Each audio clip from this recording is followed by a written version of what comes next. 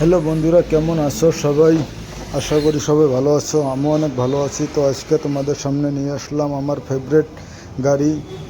তো সবে যেটা ফেভারিট হয় সেটা তো ফেভারিট। এটা হলো আমার ফেভারিট গাড়ি অ্যাল্টো 800।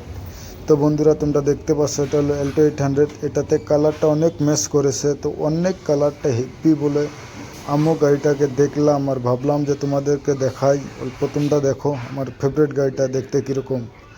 তো বন্ধুরা, আমার ফেভারিট গাড়িটাকে আজকে আমরা এখানে দেখব।